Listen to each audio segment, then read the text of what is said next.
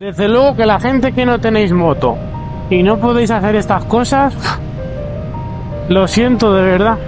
Pero más lo siento por la gente que tiene moto y no lo hace.